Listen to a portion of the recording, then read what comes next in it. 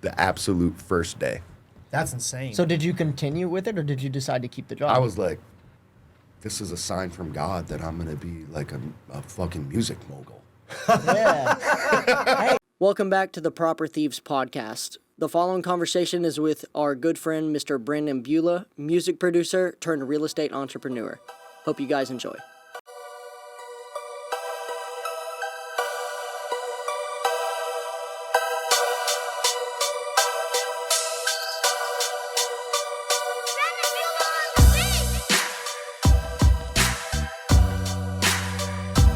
Yeah, we can go ahead and just break out these cigars, though. So these, pass them around. These are Drew Estate and Pappy Van Winkle collaboration cigars. My grandpa got these for me for my birthday. Dude. I only smoke these on special occasions, and obviously this is a super special occasion. Our first podcast guest on the Proper Thieves honored, podcast. bro. I'm honored with the cigar. I'm honored with the that was gonna be cool. with the podcast invite. They're good. There's two cutters. Some people like the V cut. Boom. Yeah, some people like V cut. Some people like the. You like the straight? I just go straight. I'm more of a V guy. I'll keep them. Yeah, I like V cut too, actually. I always do a crisp, like a hash cut, though. Y'all have to let me know what you think about these, though, because they're super expensive cigars, but I've had ones before that I think might be a little bit better. These are just like special to me because my grandpa got them for me. Dude, honored. Thank you, man. What's your grandpa's Absolutely. name? His name is Mike Hallgren, but we call him Opal. I already know he was a fucking gangster. Dude, my grandpa is a fucking G. I know. He smokes cigars. So he owns a, what is the company? It's Lighter? called the Hallgren Company. Yeah, I got one there. I'll let y'all light up while I'm talking. It's called the Hallgren Company, and how he tells people what he does, he just says, I sell doorknobs and door frames to companies. That's all he does. He was a salesman? Yeah. That's his entire company, is they get like huge government jobs and supply the hinges, doors, locks, and everything to all these big companies. And he's been doing it since he was 19 years old. Is this the one that just bought the house here? Yeah, just bought. Really? So he's a pretty successful dude. Oh, yeah, he's a baller. Really? He's a G. We interviewed him on our first podcast that I had with my brothers. You interviewed your grandpa? Yeah. But no, it's so cool because he went from making $500. No, it was like, I think it was $250. The title of the video was like $250 a month to multimillionaire. How to light a good cigar. I learned this from the guy that Teach us how to light a cigar. I was in Miami with a G who's it's like a chain now. There's a couple cigar places in Miami. I'm forgetting the name of it. But anyways, one of the guys, his job, so this guy was like our server or whatever. His job in Cuba was Fidel's roller. For real? You told me about this. I remember you telling me about this. So he showed us how to do it. So you go circle, you light it up. You do the circle, then you let the shit air out like a fucking incense. You do that, and then you hit it. You got to get the flame. The flame, I've always liked the flame. Okay. It's the warm up that was Yeah. that he taught me about. Like you cook it. He cooks the shit out of it. So he Really? gets like the circle first, Yeah. then he cooks it, and then you like let it air out a little, like an incense. We're Yep. smoking nice cigars, so we might as well do it Yeah. Properly. how Fidel does. If we it, were right? going to do it actually properly, I have Okay, so then matches it's in and the we should middle, have. and then you let it. Now I start. I always Look at that rotate cherry, it. bro. Yeah. Look at that cherry.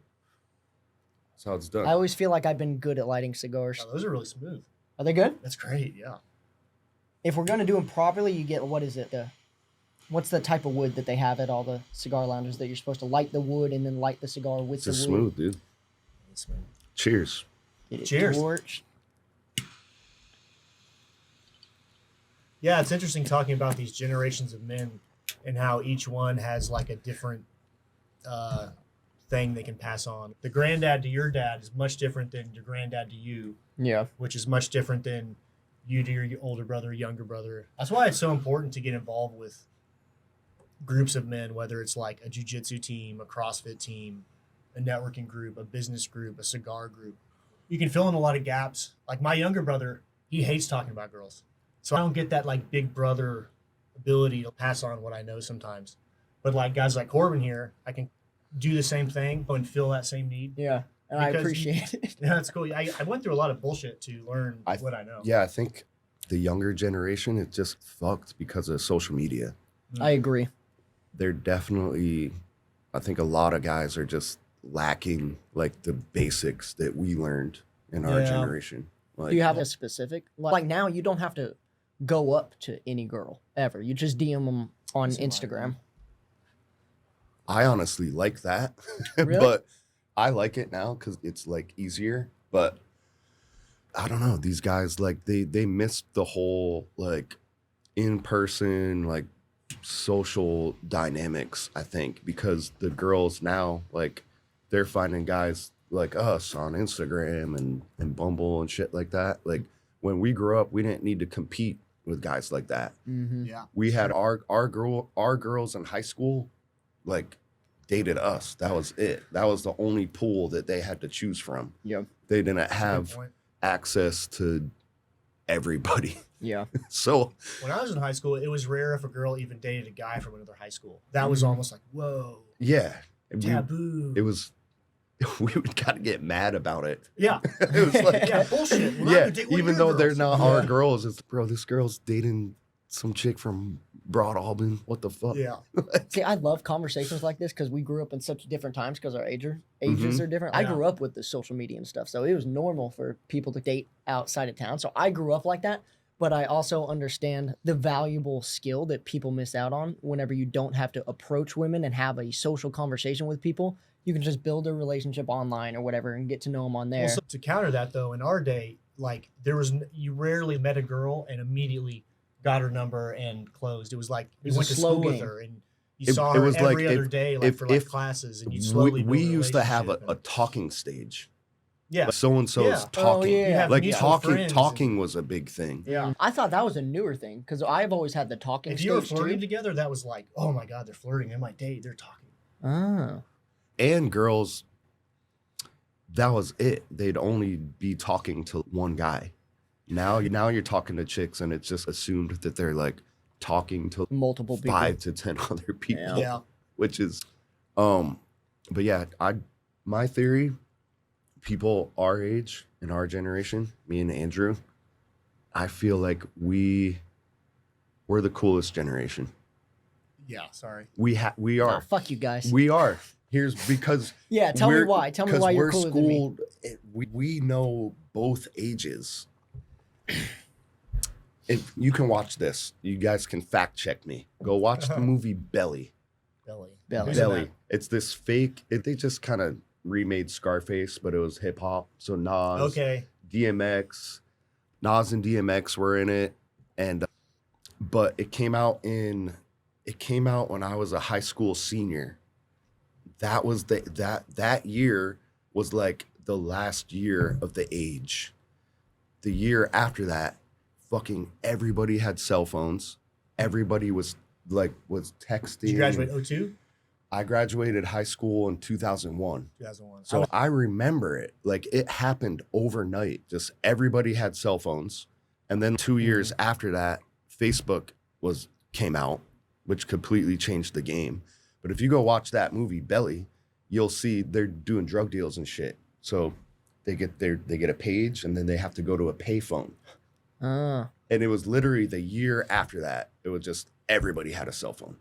Yeah. Everybody.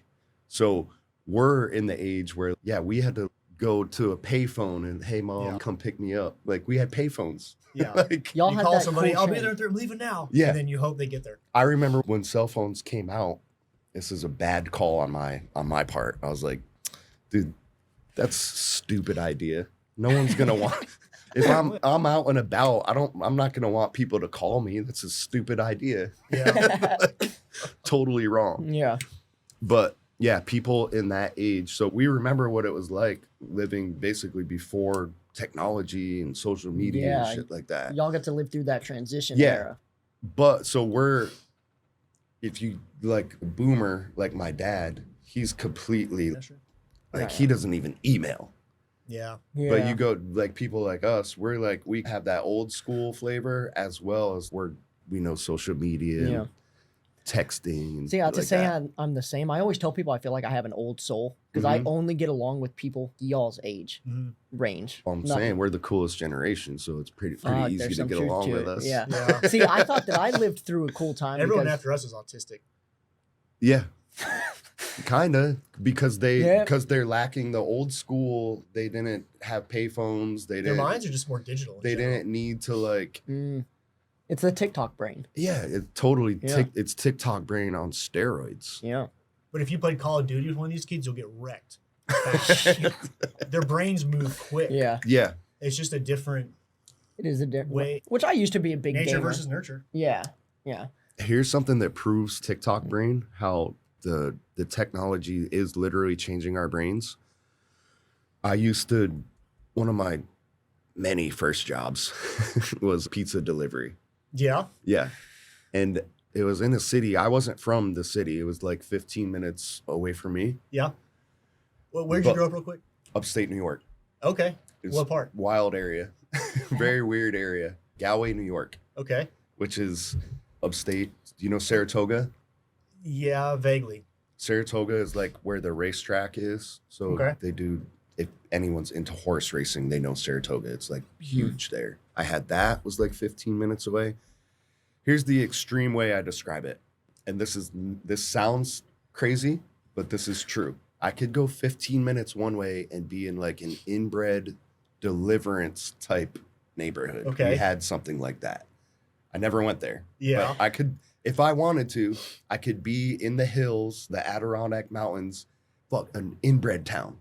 Was like 15 minutes away from me. I could go 15 minutes another way and be in like crack dealing gangs, like people shooting each other and shit like Yeah. that. So So you had redneck and ghetto. yes, Okay. yes, describes my personality. I was delivering pizzas in Amsterdam, New York, which is like more like city. I grew up in the woods, but we would get like an order, and we just had a massive map inside, and I'd be like, all right, it's at this address, and then I'd drive to it. Really? Look at how shocked he is. That's fucking crazy. It is crazy. Yeah. I can't do that now. Yeah. Yeah. So the tech has completely rewired my brain. That's So think of all the other issues that it's rewiring our brains on. yeah, I haven't even thought about that. Porn? Well, That Yeah. can be a huge indicator on why a lot of these guys are like their game is so lacking. Yeah. yeah, we talked about this the other day at Matt's house. I was like, I because had to use my fucking imagination. Yeah. Yeah, bro, we and had like a to, caveman.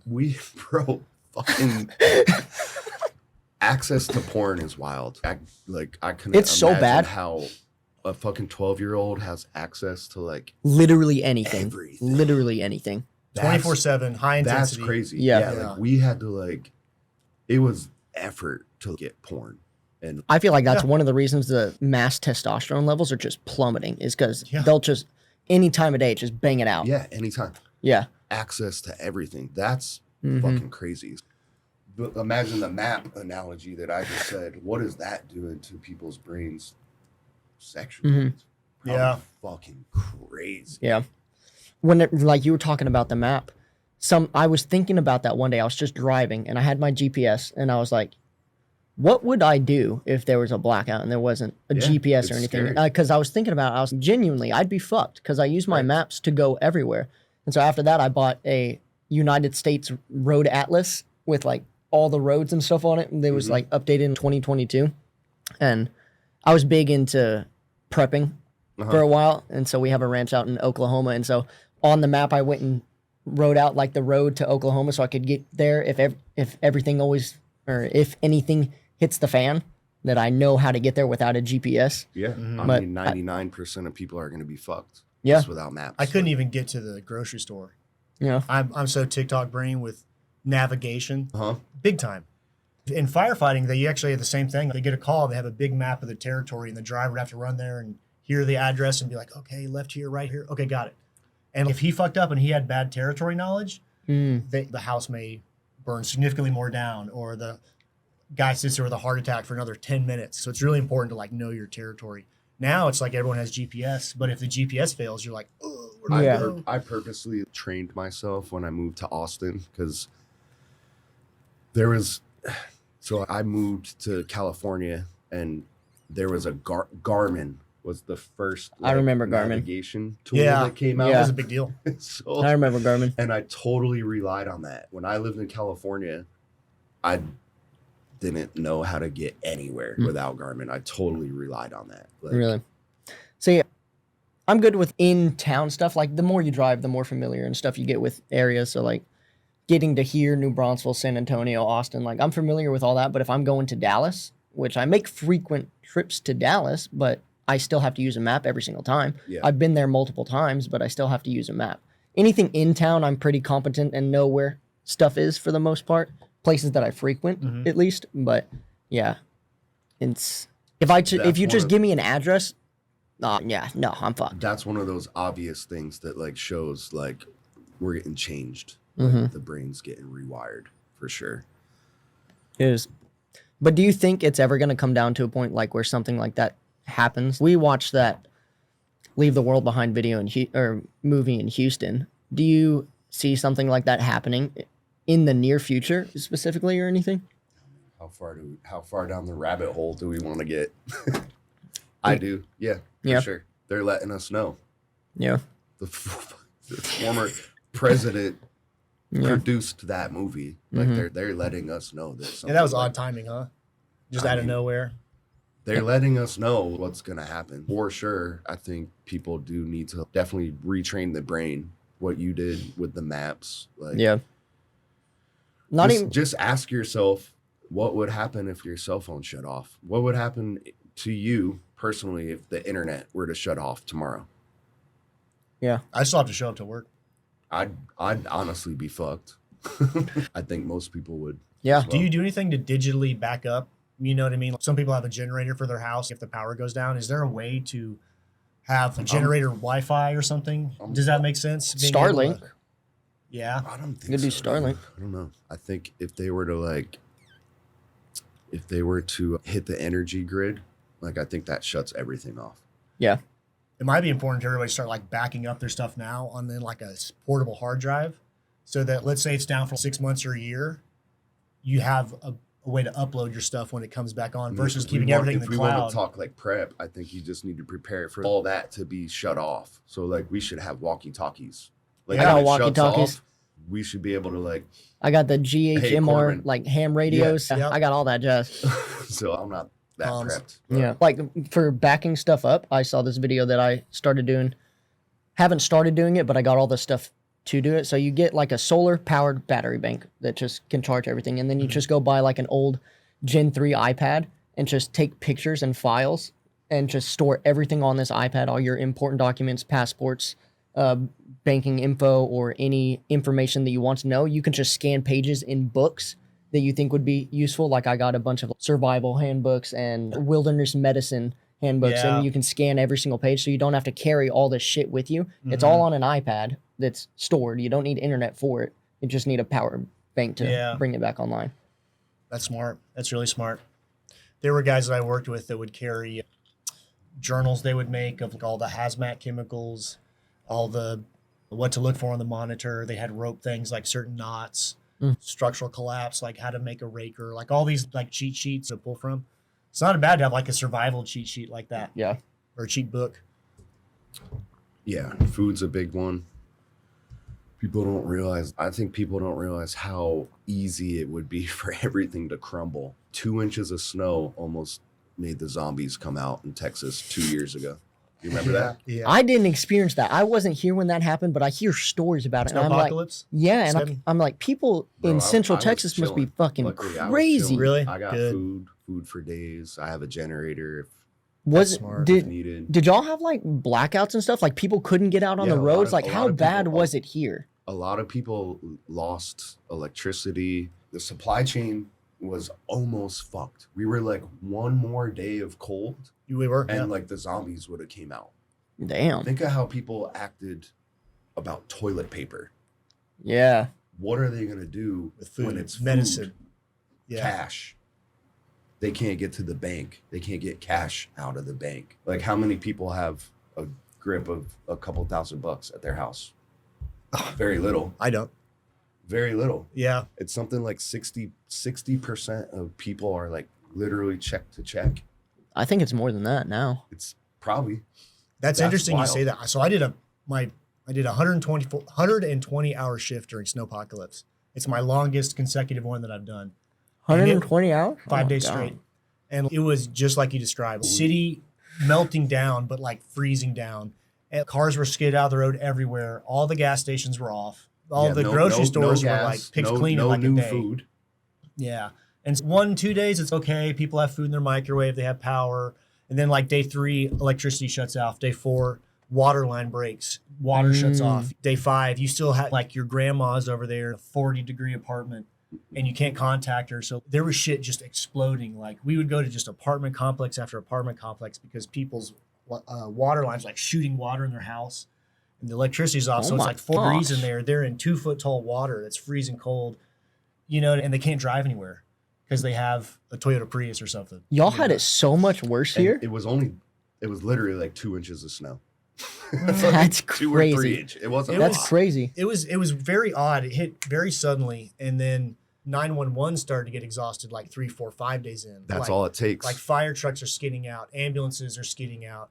They can't go restock at the hospital for medical supplies. You know what I mean? It's then you start to see, oh my God, the infrastructure of the city's starting to fall apart. And we were like literally 1 day away, like he's saying, from like it was being, 1 day. we're out of firemen, we're out of ambulances. Look, we can't the sun came out Boom. at the very last minute. Yeah. Like when it was needed. Yeah. Yep. Here's another thing you guys can fact check me on. Go look up the military training to fight zombies. You have that? Yep, you could go look that. They make it like seem funny and shit like that. Oh, the military is training to fight zombies. Yeah. And they did play it up. They were like, the actors were like pretending to be zombies, but the average human basically becomes zombie-like 3 days without food. I can see that. Something like that. They go kill or be killed real quick. Very quick. So that's what they're training. They're training to fight humans like without food for 3 days, which in Texas could just be a snowstorm. So It truly could. Wow. And it's and by New York standards, that was nothing, right? Like in New York, you'll get feet of snow and you have to shovel the snow in the front yard. No, bro, we get blizzards and And they still go to school. they They still go to work. give us like a 2-hour delay. Yeah. And it's just different states being just more prepared for that type of Totally weather and more- way stuff. more prepared. Yeah, on the second day, I wasn't really paying attention to it, but by the second day, it hit me like, oh, we don't have snowplows. Like Yeah. the first day, I just chilled. I'm like, fuck it, it's cold outside. Like whatever, I'll chill. Yeah. But then the second day, I'm looking out. I'm like, they haven't plowed the roads yet. Oh yeah, we don't have plows. Okay, maybe. Yeah. Yeah. See, just the different parts of Texas are crazy because, like, in Amarillo, it happened. Like, we had negative 12, 14-degree weather. Like, there was a few pipes that got busted, but for the most part, life continued normally. It wasn't anything that we hadn't seen before. It's I guess Austin's weird, but so that snowstorm, it hit a lot of America, but it hit Texas the worst. And in Texas, it hit Austin the worst. So it was a very weird pinpoint fucking disaster in the city. The overall idea that we're talking about is like being prepared for something crazy that could happen. And that's a very good snapshot to look into what would happen. Yeah. Just a couple inches of snow. Like what would happen if the energy grid got hit by Russian hackers? Yeah. Just turns off. Oops. Yeah. And food is a big thing nobody talks about because it's so readily available. You need food. Okay, there's a people are McDonald's, just- there's a they're 7-Eleven check to right down check. the road. They're check to check. They get their check. They go to HEB. That right there, that could be stopped very easily. The checks could stop. Food can stop being delivered to HEB. Very easy. What's the first thing you're doing when shit goes down? I'm chilling at my house, bro. Really? We need walkie-talkies, though. We got to If get it were some to like happen, long distance if it were to walkies. happen tomorrow, I'm going to get my son, and we're just posting up in the house, bro. Yeah. Loading up the AR. How old is your That's son? right. He's gonna be 11 soon, couple Okay. days. But Does yeah, he know how to shoot an AR? I mean, he Bro, could your probably son's a little figure it out. badass. Your son's a little badass. That's something that I actually wanted to bring up, transitioning here. But since we were talking about your son, I've always been curious. I might have asked you this before, but I don't remember. Did you have your kid before all your business stuff started taking off, or This was is it? a great story. Okay, I'm ready for it. Did you? The question: did you have your kid before everything started taking off, during, or after the fact? Me and his mom were living like, bro, we were living just a great life. She was a bartender, and she's very pretty, and I think she made close to 200,000. Wow. It was a lot of cash, but like on record, like she made like 170K, Mm-hmm. and that was on record. Yeah. So, and That's crazy. I worked at a hotel. I worked in hotel management, so it was like decent salary. And then I had a recording studio as well. So Yeah. I would work while I was at work. Yeah. So for the young guys out there, get a job that is, I would say, chill and like lax on management. And then you can hustle like while you're working. So that's what I did. So I would be at the hotel, I'd get my stuff done, and then I'd like work on the studio at the job while I'm getting paid. Yeah, that's cool. But so we like, money was like not an issue at all. Like we never thought about like how everyone like relationships, they talk about like money and like bills, who pays what. Mhm. We never even thought about that. We just bought whatever we want. The You guys were like young and rich. Yeah, Oh, young and yeah. rich. Totally. We lived at an it was an extended stay hotel. So they would come and clean our towels and shit like Yeah. that. Like we'd get towels delivered. Like that's where we lived. Like Yeah. to get in, we had a little check card. Yeah. It was That's crazy. nice. And the fridge was completely empty. We never went grocery shopping. We just ate out everything. And like, I don't know. It was like, I didn't even realize how cool it was. Like, Yeah. it was just, this is life. Like, It's like you in high school with the girls. Yeah, she likes me. I like her. Yeah, It's yeah. happening. Whatever. yeah. Yeah. Like I'm looking back at this stuff. I'm like, damn, I learned a lot of like cool lessons back in the day. The hotel job was like mentally, it was very, just safe. It was very safe, right? It was like really safe salary, super easy. And I made the decision to go all in on music. And I gave like a month, 60-day notice. Most Yeah. jobs require 2 weeks. Yeah. Like I gave 60 days. I was like training my replacement. It was like all planned. And the last fucking day, it's my last day of having the safe job. The day after this, I was on my own, self-employed. The last day, she called me on my lunch break and was like, no. hey, you need to call me something. You need to call me about something. So I found out that Jordan was coming the first day of being self-employed. No way. Yes. The absolute first day. That's insane. So did you continue with it, or did you decide to keep the job? I was like, this is a sign from God that I'm going to be like a fucking music mogul. Yeah.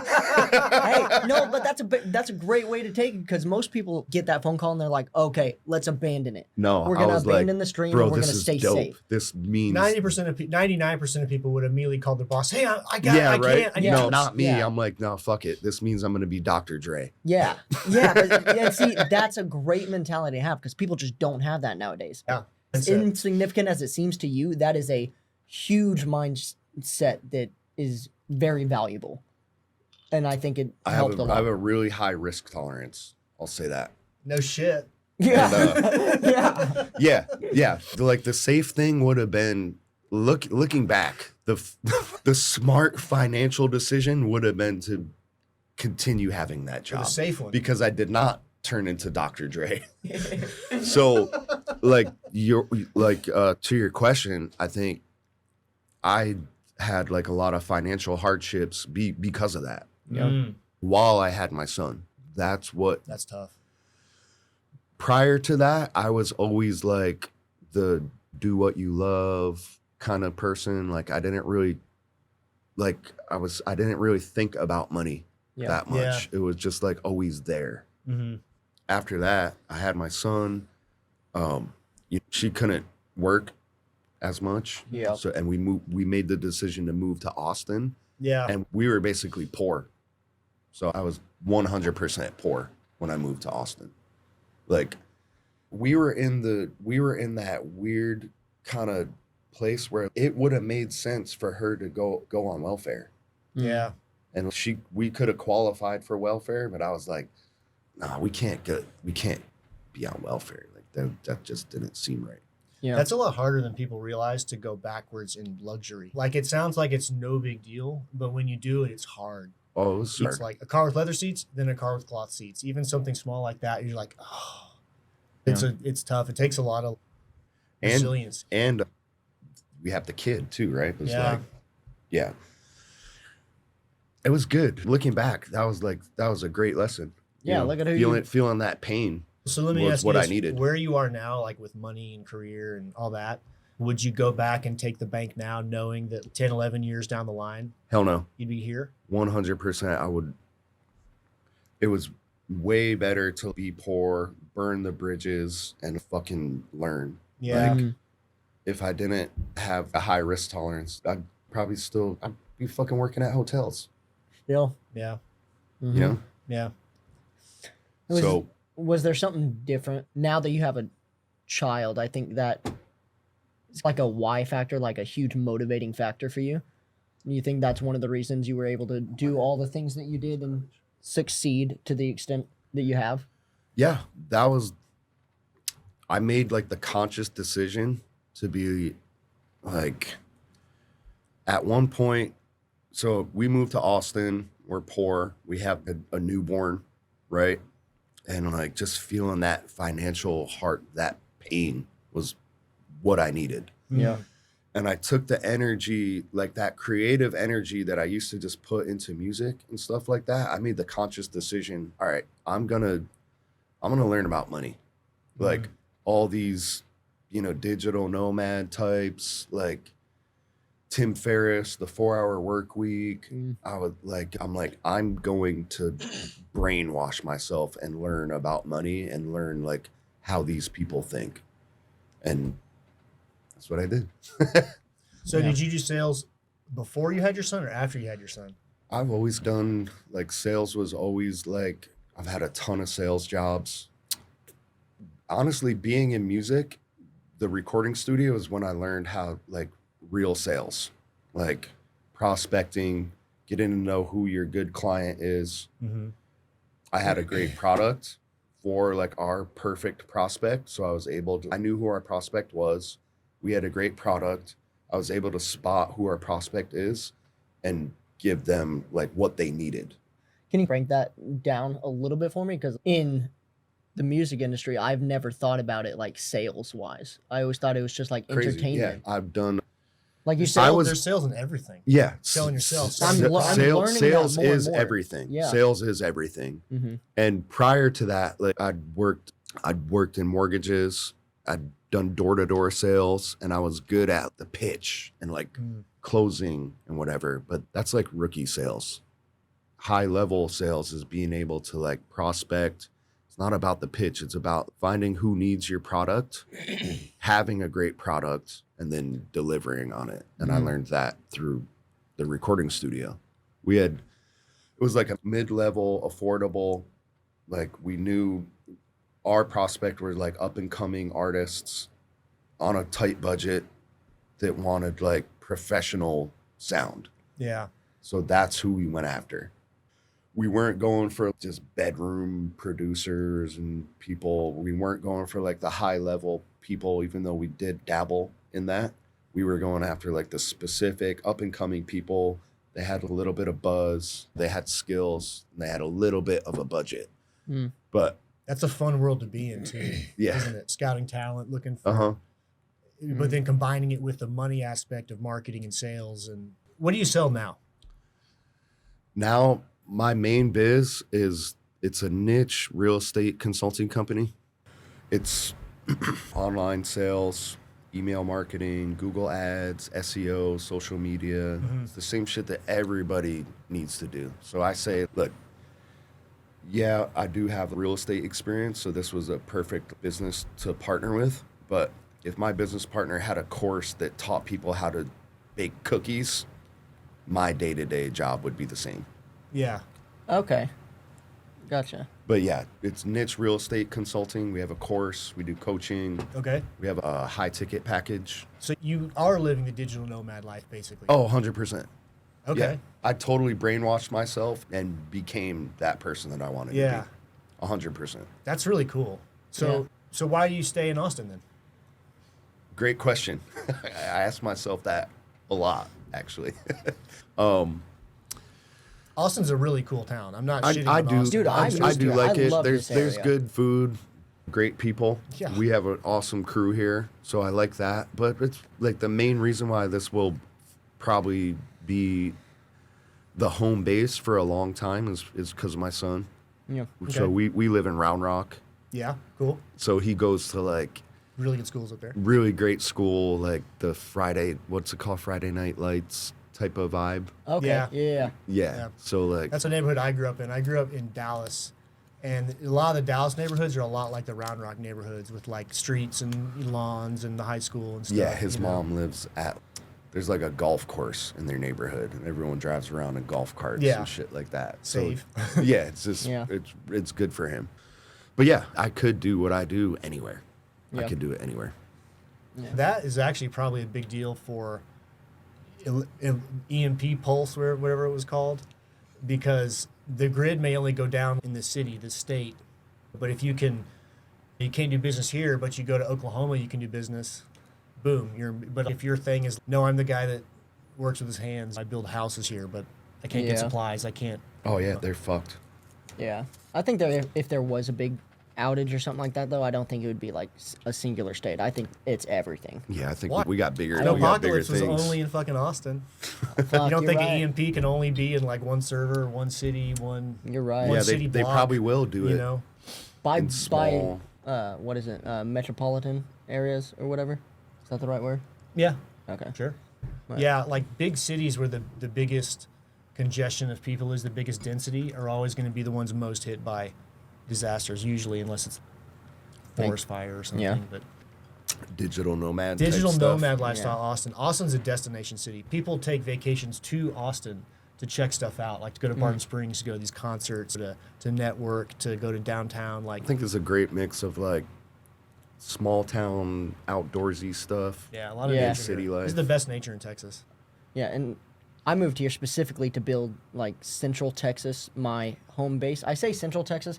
I love San Marcos Yeah. specifically because it's right in between Austin and San Antonio, so I can take advantage of both network opportunities. They're both big areas, but I mean our main reason moving down here is because like our big end goal is real estate development. Like we want to break into that space eventually because that's where the real money is in real estate, or that's how it was back home in Amarillo. At least I build a $200,000 house and sell it for $450. That's where the money is. Yeah, it's huge money. Yeah, and then you start breaking into apartment complexes, hotels, and all that jazz, and it's That was so. That's where I got into real estate. really When we moved to Austin, we were poor. I was doing music stuff, but also Ubering, and like basically Uber became my main source of income. yeah.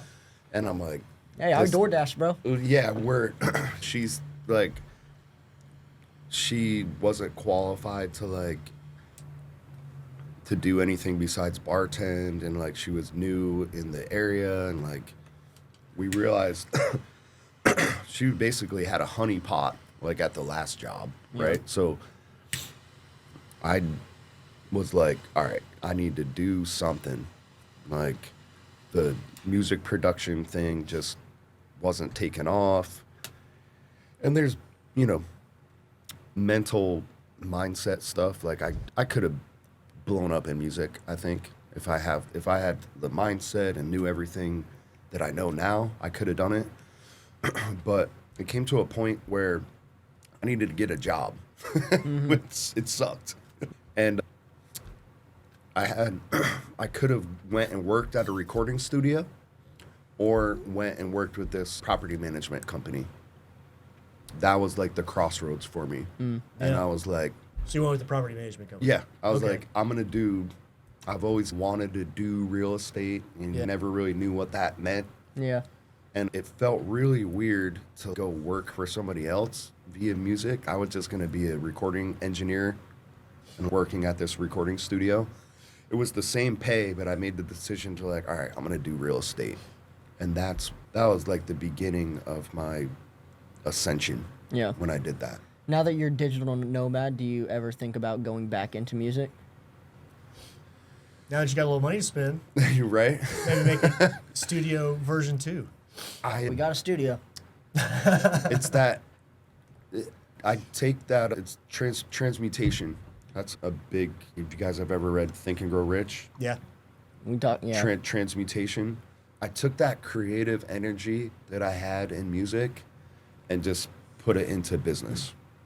So Okay. in music, my record was 18 hours. 18 what? hours in the What? recording studio. Okay, wow. Oh. So I take that energy and put it into business. Every now and then, the urge to make music like hits me, and I'll just go make a beat or something like that. Yeah. But the drive to become big in the music business Isn't there definitely anymore? not there. Yeah. Definitely not there. I love making music sometimes, Mm-hmm. for sure. Yeah, and see that's But- fascinating to me because that's such a creative talent that you have to do something like that. And we were talking about it the other day. I feel like I lack in my creativity, like my creative ability. Uh-huh. Like he brought up the whole podcast and setting this stuff up, but I don't consider that to be creative. Like making a beat from scratch out of nothing, I find that fascinating because I've never been able to draw or make music or anything like that. We Need To is a new opening song because the one we chose was Bro, copywritten. you guys can grab a Brandon Bula beat. We'll Oh, grab a dude. Brandon Bula beat. That'd be one so of, fucking one of cool. a kind. Yeah, that'd be so cool. I'll send you a link to our first podcast so you can watch it and you can hear like the music that we picked for it. Dude, we should do I'm that. more excited about this. Yeah, we should get a Brandon Bula beat I as got our you guys. introduction. Chop That'd be it up. fucking cool. Yeah. What got me into cigars is I've smoked on and off since I was like way too young. Yeah. But The Last Dance, the Michael Jordan documentary, Never seen it. bro, Great movie, or great amazing documentary, Yeah. super well done. But he just fucking ripping through cigars the whole time. Yeah. There's a clip where he's with Ahmad Rashad. I think that's his name. It's a basketball commentator back in the day. But they're driving to a game, and he's driving to a basketball game with this fucking foot-long stick. I'm like, bro, Michael Jordan was a DJ, bro. He's ripping cigars before the Yeah. games, fucking drinking Coors Yeah. afterwards. Well, I heard It those was guys like, party hard. They Yeah, would do all it's kinds like- of drugs and shit. And Yeah, gamble, and they partied. it made me like, bro, if Still won Michael championships. Jordan did it, Yeah. I can do it. Yeah. I don't smoke cigars necessarily for the nicotine. I just love cigars, especially as a conversational piece. Conversational. Yeah, it's it's like good, just the act of smoking, meditational for me. Yeah. No, I love cigars. Cigars are cool. This is something I'm trying to become more savvy in because it's a gentlemanly thing to do, compared to sitting around smoking cigarettes or something. Mm-hmm. Sitting around smoking joints or something like. Smoking blunts. Yeah. Tristan Tate talked about it one time where you just need to find one thing or hobby that high net worth individuals like to do, whether it be whiskey or cigars, and just educate yourself a little bit on that topic. You don't have to know everything about it, but just have a good one liner or know one whiskey that you can order at a bar. Yeah, you don't And- want to look like a rookie. Right. Yeah. Right. So Sweet what rookie. whiskey do you order? If they have it, a pretty well known one is Blanton's. That's like that's like the top of the top bourbon until you get into the underground bourbon market. Okay. There's like an underground bourbon scene that people don't talk about. People think that Blanton's is like top tier bourbon.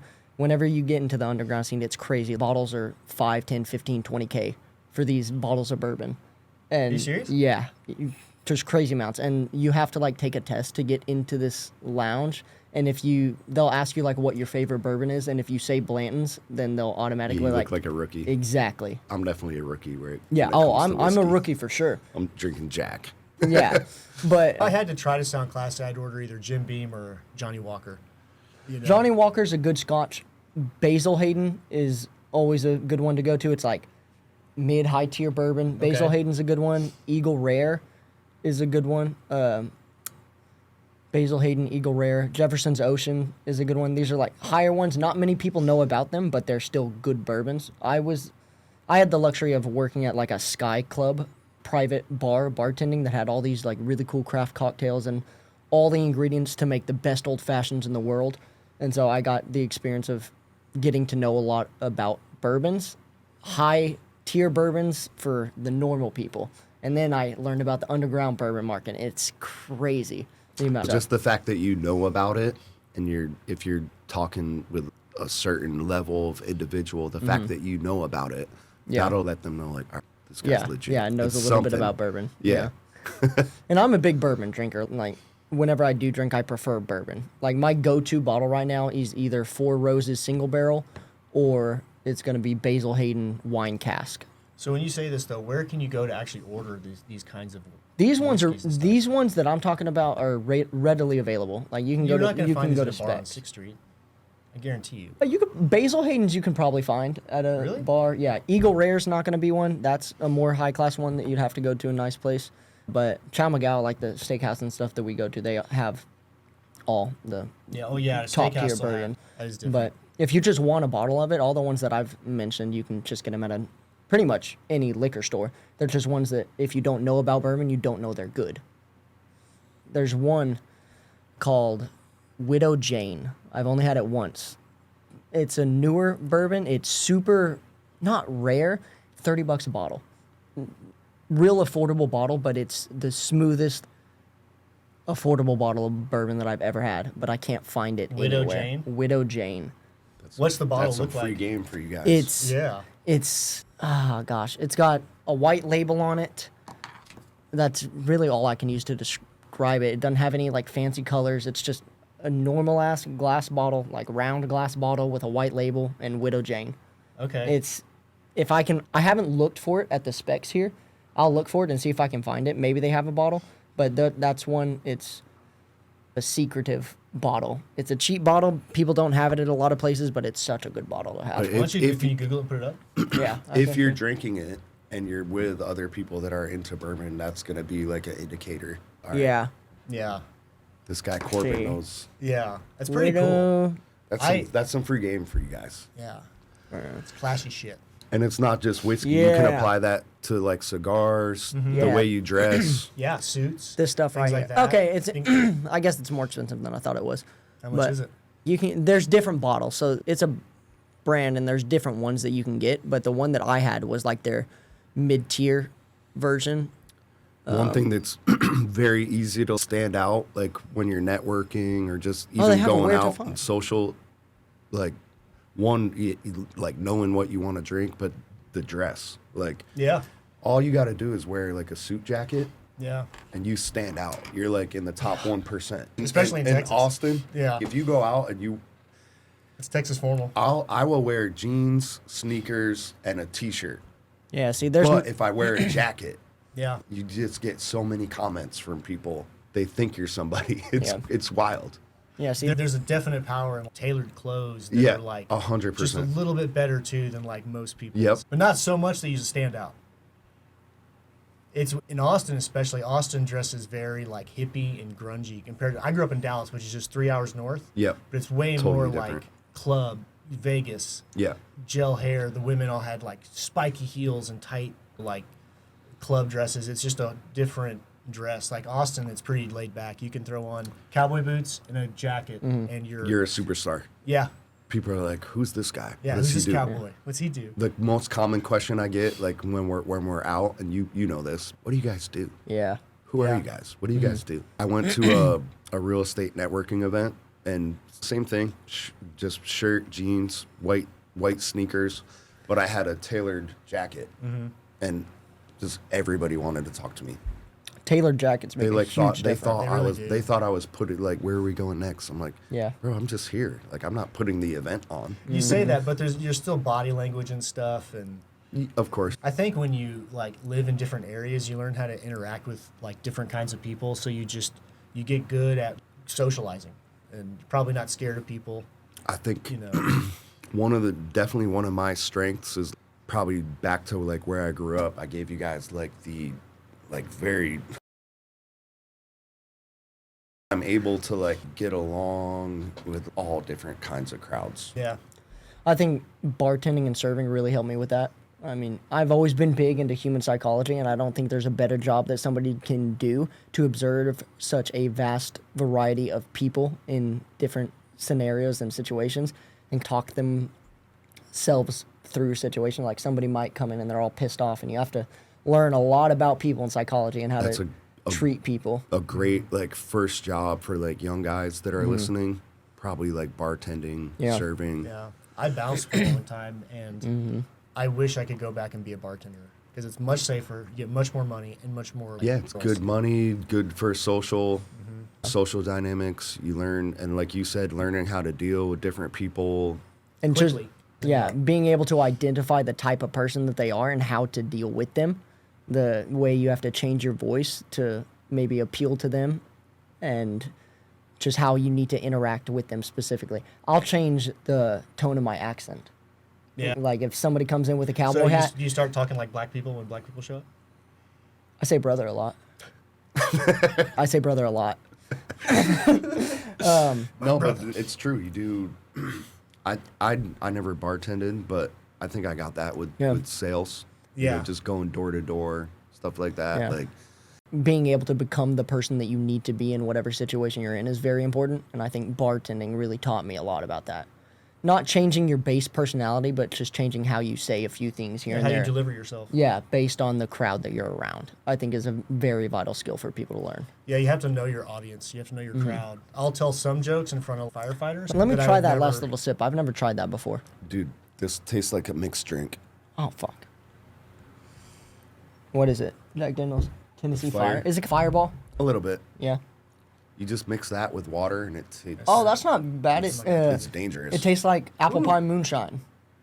Like an apple pie moonshine. I did a lot of personal training and coaching, and so similar to the recording studio, it teaches you a lot about sales indirectly because you're selling essentially yourself, right? And I guess I had a gym, which is like a studio, right? So I represent whatever facility I was at, but more or less you're selling yourself, your skills. And I would do long days where I would teach like sometimes 4 one-on-one lessons and then 4 like group classes, and then still train on my own like after that. And it's like it's a grind. Living in a gym, living in a recording studio, like you have to have a like that hustler mindset. What I like about it is that it's not a sales job, Yeah. but that's what teaches you like, oh, Entrepreneurial shit shit, almost. everything is sales. Yeah. Yeah. I wouldn't consider bartending and serving a sales job. You talk with a lot of people. It's a sales job It for is. sure. But I'm not- That's the best salesperson is someone that's not a salesperson. Yeah, but I if wouldn't that even makes sense. consider it sales. I just consider it customer service because I'm not trying Correct. to upsell these people But on anything. That's the best way. That's the best salesperson. Yeah. Oh, you recognize? You know what? I just give This people guy's what they dressed want. nice. He probably wants a high-end whiskey. Yeah. That's a expert salesperson. Is someone like an expert salesperson is it's not a you need to pitch and like close. Those are like the basics. But an expert salesperson is a good prospector. You know your product and you look for the person.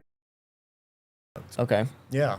Yeah. And you have the drinks. You have all the power in a club. Okay. In a busy nightclub, if you wait 45 minutes for a drink, it sucks. But if the bartender's like points at you, and you're Yeah. like, I need 10 shots, I need 5 beers, like that's badass. Yeah, Even yeah. like that's the guy. He has the product. Like I have the product. He's who needs it. He tips good. He's my regular. I mean, for the listeners, you can take that lesson and apply it to anything. Or sales in general, like I've always viewed it as not necessarily selling somebody. Not always viewed it, but like through all the books and stuff that I've read and learned, I think it's important not to sell a product, but to identify the problem or whatever that needs to be fixed Bingo. and be able to solve Yeah, that problem for 100%. them. Yeah. And I always thought that I had that wrong because I'm serving and bartending. I'm not trying to upsell people stuff that they don't want. I'm not trying to present these offers and stuff and appetizers and drinks and stuff that they don't want. Tell Well, me like, what you but- want and I'll give it to you. I'll give you recommendations based on things you need, but I think just being able to identify the need and solving that problem is where Well, let me That- ask you this: have you ever had a guy sit down at the bar that you could tell did not want to talk to you, And so you're just all the time. 5 years, got it, boom, boom. Have you ever sat down to a group of people that like you could tell wanted to talk and like you had a conversation with them, and that's the subtle art of what you're doing. And bartenders can make 6 figures if they're at a good spot. Like Not at Cheddar's. Yeah, but what you learn at Cheddar's, you just take that to a different recording And I've studio talked or to Matt. gym, and Yeah. now you're, you know. And see, I've had car dealer managers, 2, that have come up to me and asked me if I wanted jobs as a car salesman, and I've almost taken them. This was back in Amarillo, not since I've been here, but I just haven't, because I've never had, I guess, an actual sales job. I say actual sales job where I'm selling and closing on a specific product or something like that. And I think it might be good for me, but I don't want to change my schedule up because the schedule that I have now works for everything that we're doing now. I think that distinction that was huge for me. The shift and not focusing on pitching and closing everybody, but looking for the right prospect and what they want. That's what made me go from a good salesperson to like expert, which you learned via bartending, you learned via fitness. Yeah. I learned it, doing the recording studio. Yeah.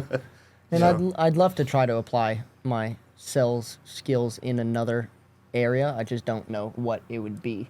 I think, so I've done a few sales. I've done that. I've also done media sales. So I worked for a radio station, and I would sell advertising time on the channels. And it was Clear Channel, so we had Kiss FM, we had their heavy metal station. So like you're saying, like I had one station that was like heavy metal for guys like 25 and up, and then I had one that was like contemporary pop for females 18 to 25. And so I'd scout businesses that were like hair salons versus 4x4 shops or something like that. And it was like a tier up. I was not selling myself per se, but I was selling a product.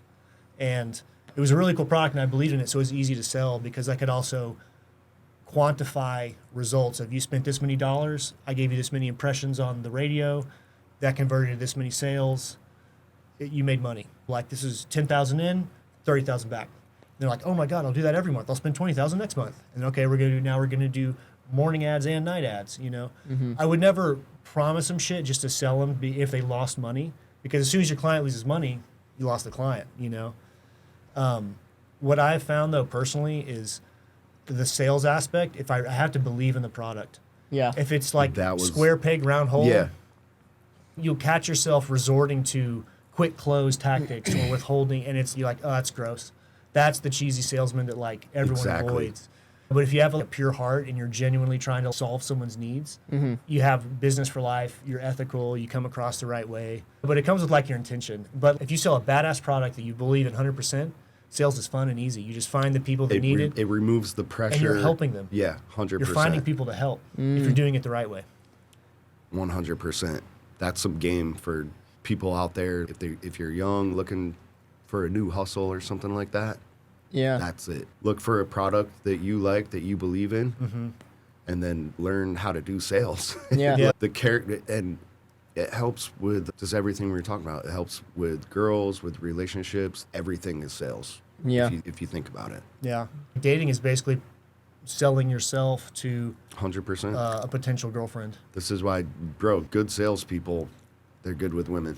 Yeah. Typically, yeah. It's just, Yeah. The more sales I did, I got better with women too. A lot of it was honestly being okay with rejection and then just moving on to the next. It's better to get a no than a maybe. and the cool thing, like, you need to believe in your product, right? Yeah. And as men, you can build the product. So Yeah. like, Yeah. if you don't believe in the product, like, you got work to do. Yeah. But if you actually build yourself into somebody where, like, damn, I am a good catch. Like, But let me ask you this. So you've had that confidence since you were like a teenager.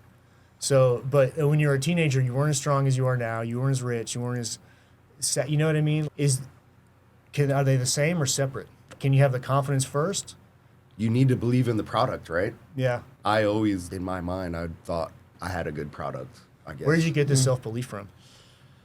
I mean, confidence comes from achievements, right? I was just always driven. I think sports is what gave it to me. Sports, from a very super young age, I was just obsessed with sports. Yeah. So I think that helped. Basketball? Basketball was Yeah. my thing. What was for your sure. position? What'd you play? point. Really? I was like Iverson. You're a tall though. point guard, dude. I was Iverson. So Yeah. I was like the point guard, but like I would score a lot Yeah. and I could jump. And I had hops. Could you dunk? I could dunk. Yeah. Really? Really? Yeah. How tall are you? 5'10". Are you serious? I'm like Damn. 5'10", That's pretty 5'11". That's pretty impressive. That's crazy. I played basketball until I was 16, and then I went into kickboxing, and I got so engrossed with that I just stopped basketball. But I also was like always tall for my age, and they always made me play center. And I was like, man, I'm a short center when I get to high school or college. I was I'm like tall now. I was the but- point guard, but I'd like just fucking swat like centers, like Yeah. block. That's what I love, like blocks. Yeah, basketball helped as well. Being able to, get along with different cultures and shit like that. But Yeah. so yeah, I would say, but for the young people listening, get into sports, get into sales, shit like Yeah. that. Like just helps you so much in all other aspects of life, which is, Yeah. I named, my son's name is Jordan. Yeah. Is that after Yeah. Michael Jordan? Yeah. And it's Okay. a cool name too. Yeah. It is a cool name. And his grandfather on his mom's side was like, he got drafted. Like he was in the league. He didn't end up playing, but he was that level good. And my son refuses to play basketball. Really? Really? It's so funny. What sports does he like? He likes boxing. Really? Yeah. That's cool. Bro, Dude, his son's a little fucking bad. Really? Yeah. You bro, should see some of the videos of him the video of him like running outside and just beating up on the dummy or whatever. Mm-hmm. Yeah. Yeah, he's a badass. Yeah. He's a cool kid. I don't think it's about the sport per se. But it's about having something. Yeah. That was something like about the product, like being confident. Yeah. I always had something that I was into, that I was like dedicated to, whether it be sports. So it was sports was my thing growing up. I think it's cool that like business is cool now. Yeah. Yeah. That wasn't. We didn't have that. When we were in growing high up. school, it was not like Yeah, people like, were I not talking always about thought businesses people and that Sky did Money sales and digital business were nomad. like nerds. Yeah, yeah. Like, That was weird. yeah. Yeah. It You were a wasn't, nerd or a like, jock? Cool. Yeah, you're an athlete or a geek. I never started like thinking about money and business and shit like that till I was like 30. Yeah. It was like when, About the same, 27, when yeah. the kid came, when I made that decision from like, all right, I'm not gonna work at the recording studio. I'm gonna work in real estate, and then that was, bro, going from living off of music. It was pretty cool. It was a really cool life, even though I Yeah. wasn't rich or anything like that. There's concerts and backstage. I was able to tell I'm a music producer. Oh, what do you do? Yeah. I'm a music producer. It's a cool life It's to just live. fucking cool. Yeah, it's a cool life. Like I get to go to the studio and make beats and shit like that and get paid, even though Yeah. I didn't make a ton of money. It was just really cool living like that. And then when I did real estate, I was working for a property management company and like in an office, and like it hit me like the first week. I like had an existential crisis. Like, oh my God, is this life? Yeah. I'm just in this office. It was like dead. yeah. Nobody Yeah. coming in. I had all these bullshit like to-do list stuff, and I was just like, bro, I can't believe people live like this. Yeah. That's when I made the decision to like, all right, I'm gonna brainwash myself to learn what these rich people do. And this would have been like almost 10 years ago. So it wasn't like social media wasn't really popping. There weren't like people like the Tates that were like famous or anything like that. But I knew that there were people like that out there. So that's when I just started devouring books and business podcasts and shit Yeah. like that. Do you have one specific book that comes to your mind if somebody This wants is- to get into sales? This is or a great anything? question. And this is something I think if you ask most successful people, I don't know, some successful people, they were always hustlers. That's what they did. You run into my business partner. If you saw my podcast when I interviewed Yeah. my business partner, and I try to ask that, like, what was the catalyst? Yeah.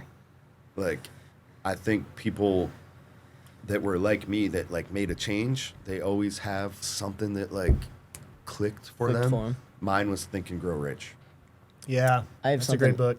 So, Think or Grow Rich. Do you know what version it was, or was it just one that you bought off the shelf?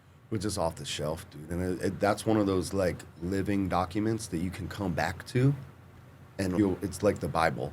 If you open up the Bible, you're gonna find the verse that you need. I have something Think that and Grow Rich is like that. You come back to it and you read something that like, why didn't this stick out to me like when I first read it? Yeah. There's always like a lesson in that book that will come to me like when I need it, if that makes sense. Yeah. I have a 10th edition Think or Grow Rich book. I don't know if you know this. So whenever Think and Grow Rich first came out, there was a couple copies, but all the elites didn't want people to know this information, and so they took all the books off the shelf and made them rewrite it, and then distributed it again. And That's they were like, crazy. okay, there's still too much information in it. We don't want them to. We want them to know enough, but like enough that they can try, but not enough to where they succeed, type thing. And so they would keep taking these books off the shelves and reformatting the information and putting it out there.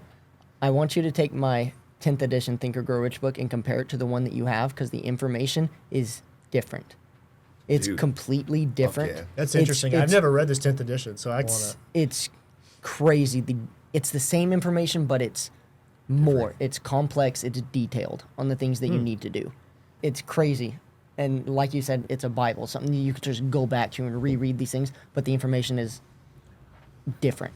I think the overall lesson that listeners can take is that like you need to change your mindset, and Think and Grow Rich was something that did that for me.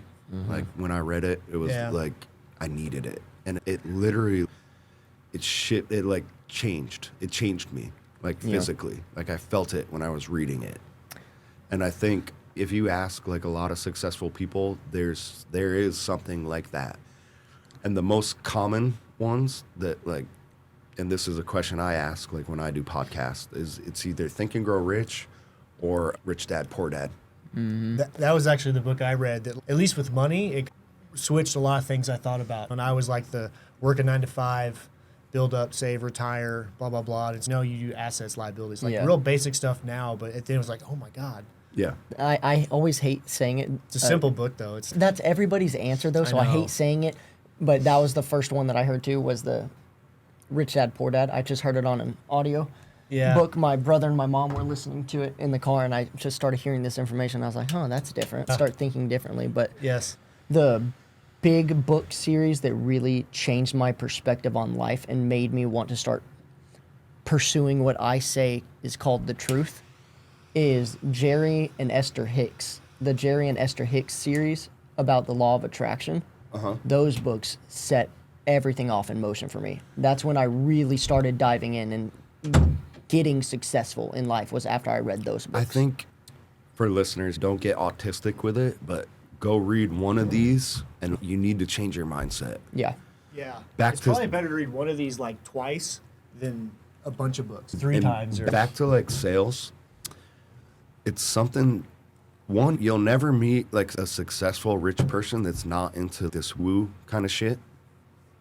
So, like for the listeners, you need to get on that wavelength. It's Yeah. like a frequency, It is. and we can always tell. Like that's why we all get along, because we just know yeah. when we're talking with each other. Like, all right, this guy's like this guy's on my frequency, Yeah. Yeah. and that's a way to get on the frequency. Yeah.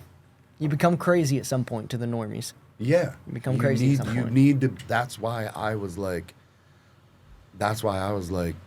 going back to that time when my son, like the welfare times, right? I just knew something in my brain needs to change. I need to fucking brainwash myself, basically. Yeah.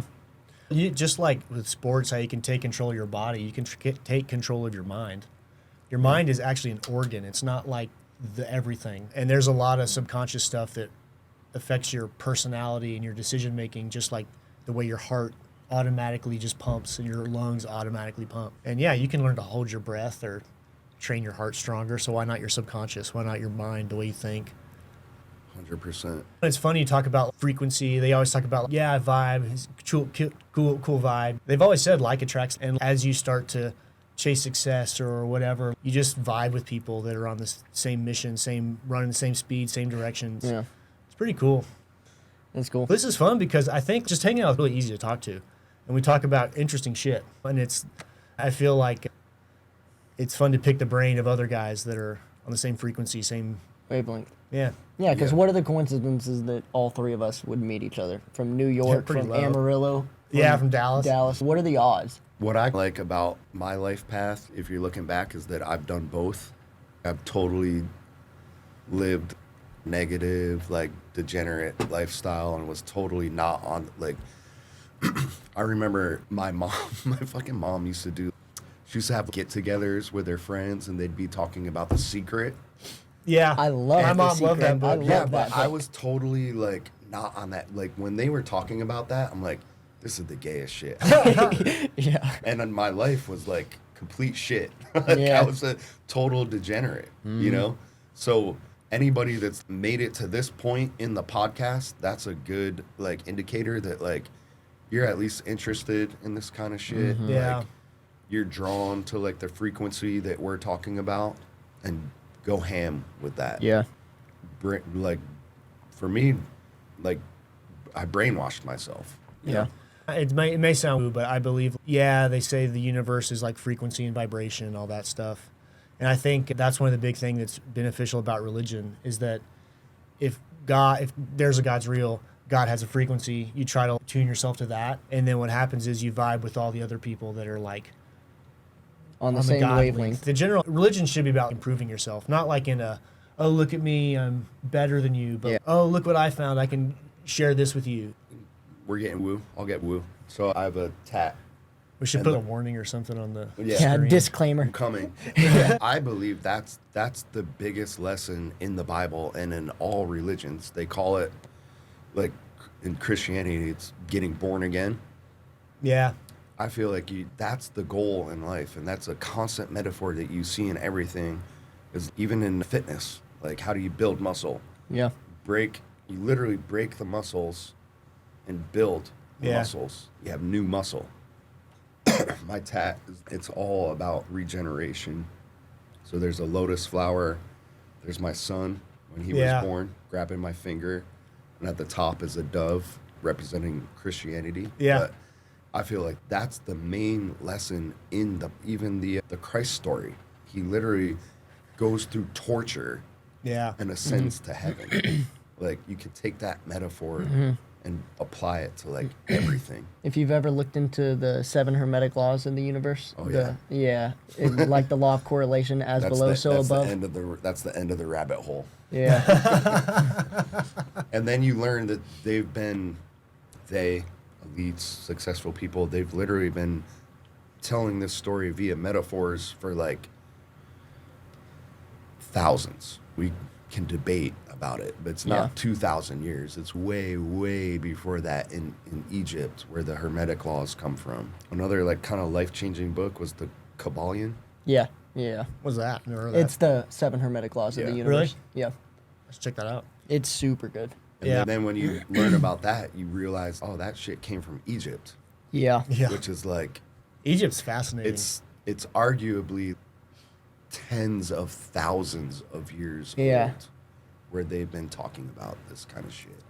After you read the 7 hermetic laws, I don't know if you know what the law of Ra is or the law of one.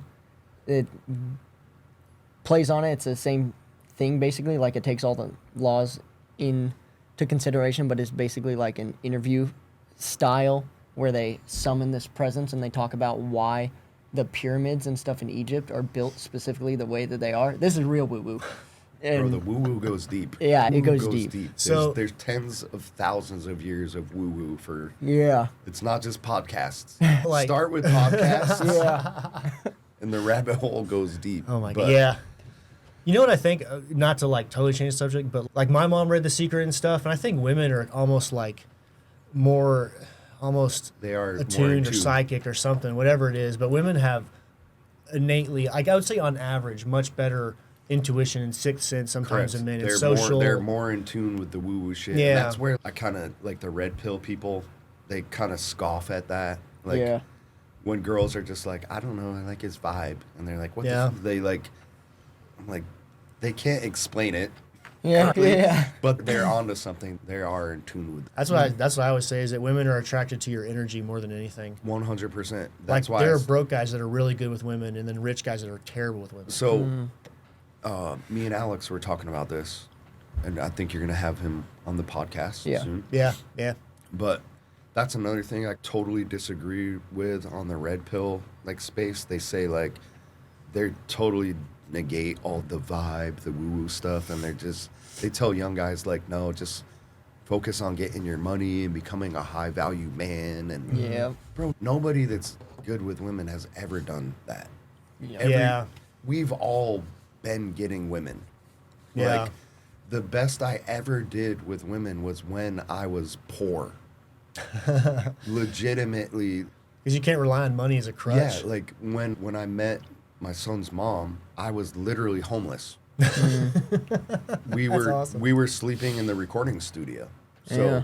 Damn, yeah, really? Yeah, we had a commercial building that was super cheap in downtown San Jose, Yeah, and it was just way cheaper for us to rather than get an apartment, we just rented another office space in right near our recording studio. Yeah. And it was me and my business partner. We had fucking just ghetto ass bed set up. yeah. And we'd work on the recording studio and then go fucking sleep in the office. And then we'd do Dude, that's motivation. then we'd go to LA Fitness to do our showers and shit Yeah. like that. And I I had a rotation or whatever. We're talking about chicks, right? Yeah, So okay. I had two models. Every girl's a model that's 7 or above, but they're cute, like model girlfriends. I Yeah. had a constant dating besides them, and was pursuing the son's mom. That was the best I ever did with women. yeah. Yeah. And Yeah. my son's mom is like stunner, like 10 out of Yeah. 10, like ridiculously looking. Yeah. And I was fucking poor. Yeah. It's to your point, they're not like, it's not about the money. Like eventually, yeah, you need to show receipts at my age. Like your energy is gonna attract some fucking money. You can't be like fucking 40 and broke, but they're not attracted to money per se. They're attracted to ambition and Yeah. the energy. It's very true. So that's some game for the listeners out there as well. My mom always said something that I thought was pretty wise or smart and wise. She said that women are like the antenna and men are like the computer. And so the That's women dope. pick up on stuff. That's dope. But then the man decides what to do with the information. He computes it and then decides. I like that. And so So your humans mom- are meant to be paired up. Your mom you just know? gave way more value than the red pill Yeah. podcasts out there. Yeah, like, right? Girls don't want some nerd that's been fucking working in their house for 10 years. And yeah, you might be a millionaire, but you're A nerd. still a fucking nerd, Yeah. bro. Yeah. Yeah. And yeah, you might get girls, but they're not. They're gonna be You shitty want- antennas. Yeah, you Yeah. Or they're want. not even going to care to do anything for you. You Yeah. know what I mean? Yeah. I think, when you notice what a true feminine woman is and can do to your life, it also changes your perspective on game and what to look for, where to prospect. A good metaphor is sales. Learning game, like dressing nice, that's rookie shit.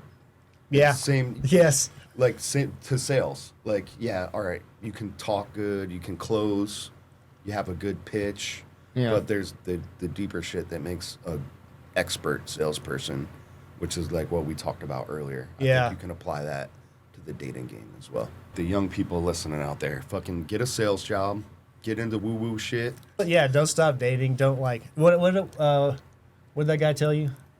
What- Don't pass up a good thing. Yeah, what I've been Who's that guy? telling people, Brandon. Okay. But he's the one that called me out because I was always telling him and Matt is I'm a not code. interested. I'm not interested in women right now because I just want to build myself financially and stuff as a man. And he It's a called me cop-out. out, bro. He was like, "That's such a fucking cop out answer." You just I don't remember that, but I'm glad that we had that. yeah, talk. he's that's such a cop out answer. You're just being a pussy. That's a red pill for you guys out there. And I was like, "Fuck, maybe you're right." And then you were like, "I understand you wanting to build yourself as a man, but don't let a good opportunity pass you by if you find the right blueprint." Oh, 100%. Yeah. And also, I think it's just something that, like, I think it's just part of being a man, bro. You need to smash. Yeah. Can we not talk about that? Yeah. It's true. It's almost like all these incels, these guys, there's like an epidemic of simps, these guys that don't get laid. And these guys that have no game and don't whatever. This really makes a man like wilt.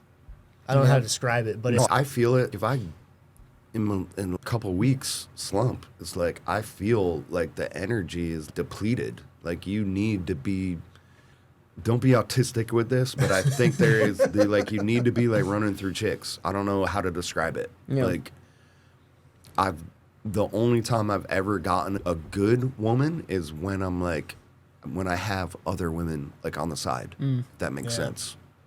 Yeah. Like they can smell it on you. it's like sales too. If you have deals in the funnel and stuff, Oh, you're way 100%. less pushy with like your prospecting. And, Here's like the overall like energy woo woo thing. You need to be attracting and not chasing. And you I again, like that. you can apply this to everything. Chris Rock has a great bit about this.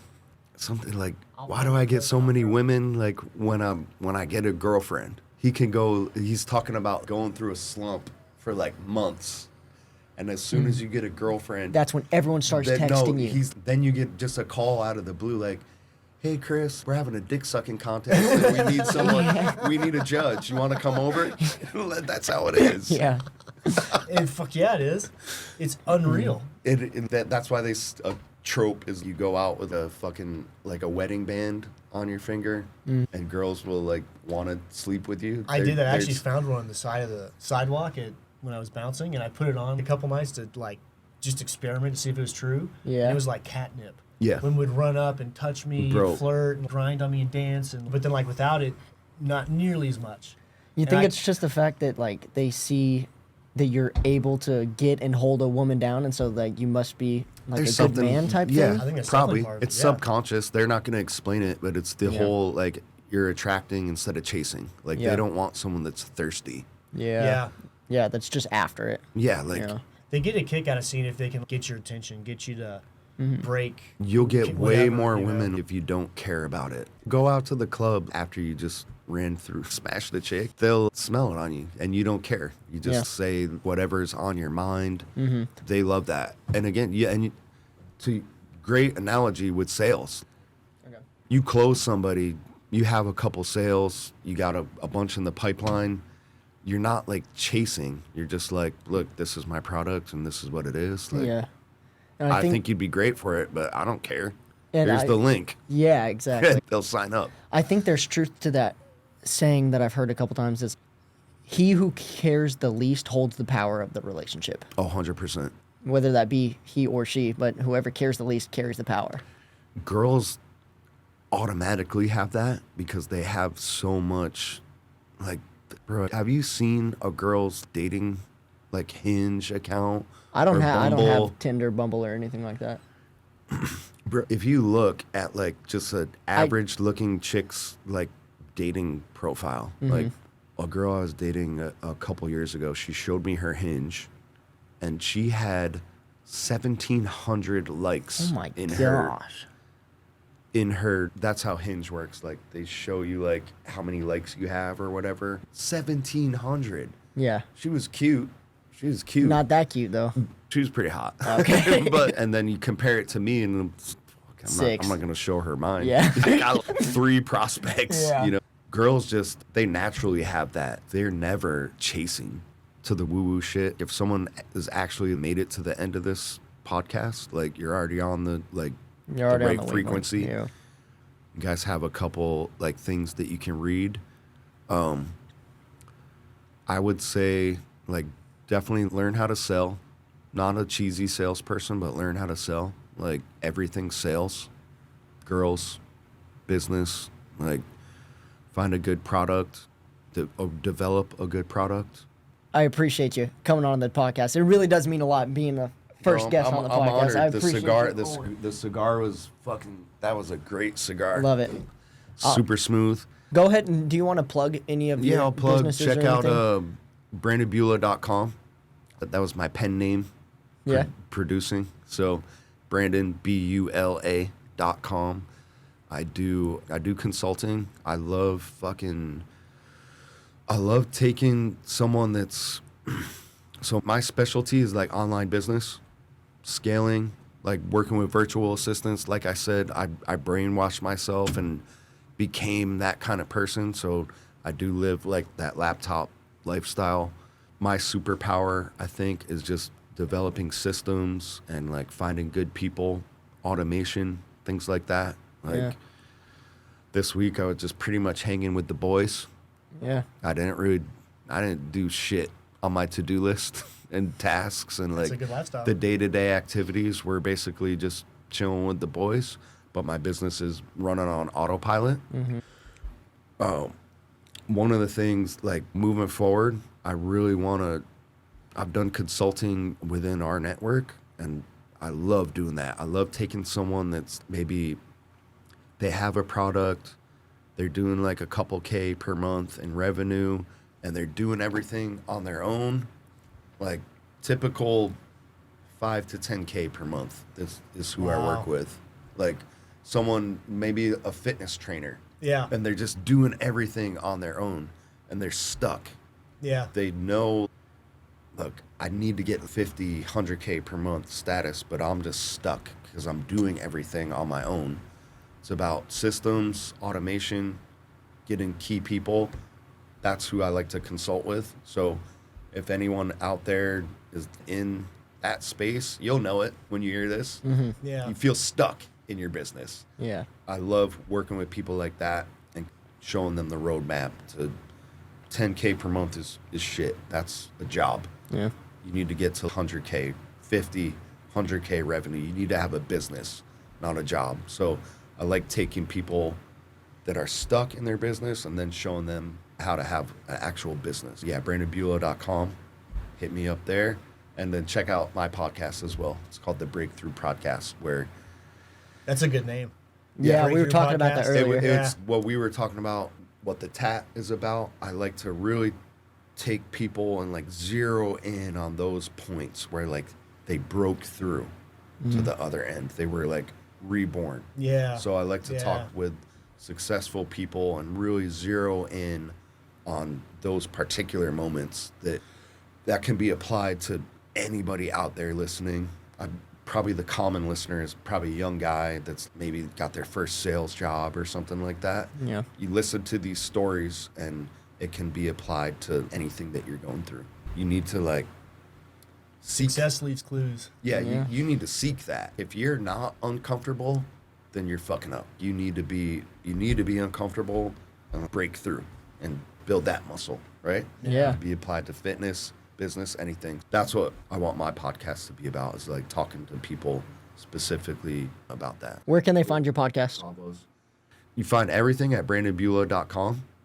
The podcast is, you just search Brandon Bula, the Breakthrough Podcast. And YouTube? yeah, YouTube. Get it on Spotify soon. I can help you with that. We'll have you guys on there as well. Hell yeah. Okay. That'd be We'll fun. look forward to it. Well, Yeah, this was awesome. yeah, It's fun. Brandon, we really appreciate you being the first guest. I think this will be a banger episode. Thank you for listening, everyone. Remember to like and subscribe. See you next time.